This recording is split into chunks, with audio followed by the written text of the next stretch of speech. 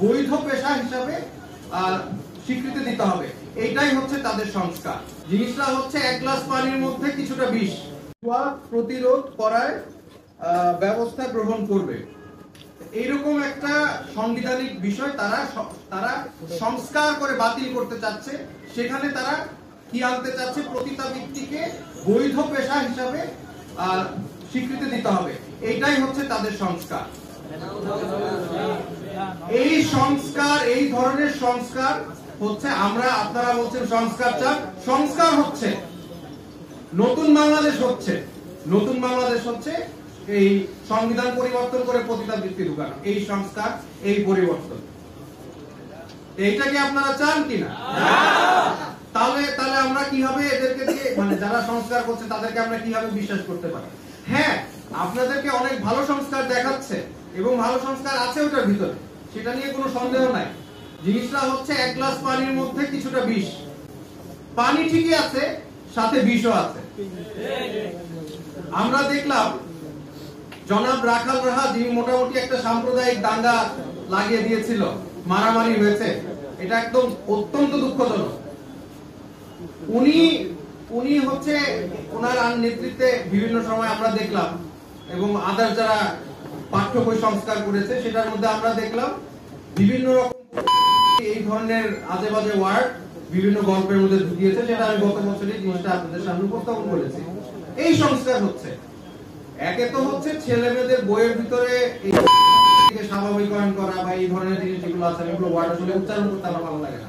বাংলাদেশে অনেক সমস্যা, কিন্তু আলটিমেটলি সেই ট্রান্সজেন্ডার, সেই এগুলি মনে হয় সংস্কার, এগুলো ছাড়া দুনিয়াতে কিছু নাই। মানে এগুলি নিয়ে কথা বলতে আমারও ভালো লাগে না, বাট এটা একটা ওভারঅল একটা সিস্টেম বলতে পারেন। বাচ্চাদেরকে এগুলো শেখানো হবে, উপর দিকে এটাকে বৈধতা দেওয়া হবে।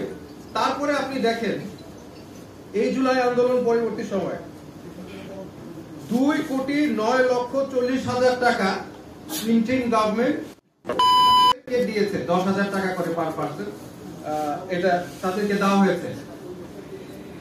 তারা নাকি জুলাই আন্দোলনে তারা আহত হয়েছে, ভালো কথা। জুলাই আন্দোলনে যারা আহত হয়েছে তাদের তো একটা সিস্টেম আছে, তাদের হেল্প চাওয়া। প্রথম কথা হচ্ছে আপনি এই কথা বলে আলাদা করে দিলেন কেন? তাদেরকে এই টাকা দিয়ে আপনি মানে ভালো পথে আনতে চাচ্ছেন, রিফরমেশন করছেন। রিফরমেশন করলে আমি হেল্প করতে পারি। আমি আপনাদেরকে একটা গল্প বলি। আমি যখন একটু ট্রিটমেন্টের জন্য থাইল্যান্ডে যাই, ওখানে একজন রাশিয়ান মহিলা আমার সাথে দেখা করেন। উনি বলছে যে তোমাদের দেশে বাচ্চা মেয়ে তারা নষ্ট হয়ে যাচ্ছে, আমি তোমাদেরকে সব ধরনের আমি ফাইন্যান্সিয়াল হেল্প আমি আনবো, তোমরা যদি ব্যবস্থা করতে পারো। মানে একজন সাদা রাশিয়ান মহিলা, উনি আমাদের দেশের এই অবস্থায় তারা সংকটিত। সেদিকে হচ্ছে ইন্টারিম গভর্নমেন্ট এটাকে স্ট্যাবলিশ করার জন্য, এই মেয়েদেরকে আরো নষ্ট করার জন্য, মানে আমাদের তাদেরকে হেল্প না করে তাদেরকে ধ্বংস করার পথ তারা ক্রিয়েট করছে।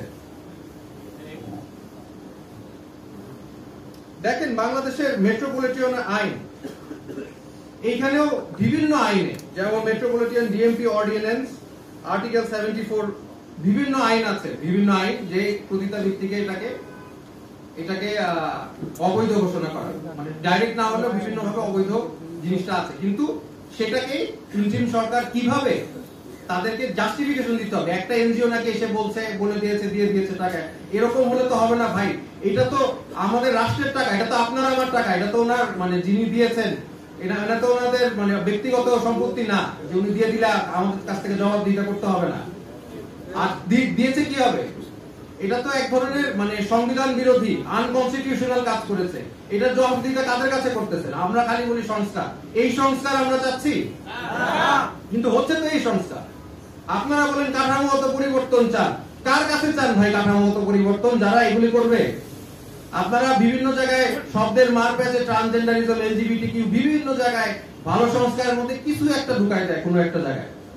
আমরা কয়টা চ্যালেঞ্জ করবো বলেন? কয়টা দেখাবো যে এটা এখানে সমস্যা, ওইটা এখানে সমস্যা? কয়বার দেখাবো ভাই? এটা তো সাস্টেনেবল না আসলে। দেখেন আমার ছাত্রছাত্রীরা অনেকে আসে বলে ভাই স্যার আমি কোনো ট্রিটমেন্ট পাচ্ছি না, মানে আমার ওষুধের টাকা এখনো পাই নাই, কি করা যায়? মানে আমাদের যারা আন্দোলন করে আহত হয়েছে তারা কোনো মানে হেল্প পাচ্ছে না, মানে পেতে কষ্ট হচ্ছে।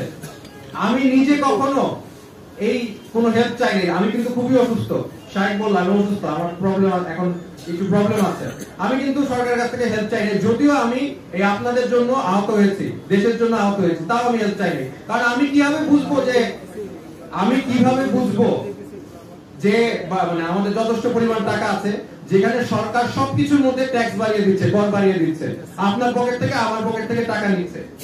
একজন রিকশাওয়ালা, একজন মানে সারাদিন খেটে খায়, তাদের বিস্কুট কেকের থেকে 5% থেকে 15% ট্যাক্স, 10% থেকে 15% বাড়ানো হয়েছে ট্যাক্স, কর আমার টাকা। কিন্তু টাকাটা দিচ্ছে কাকে? কিভাবে বাংলাদেশে এস্টাবলিশ করা যায় এই জিনিসটাকে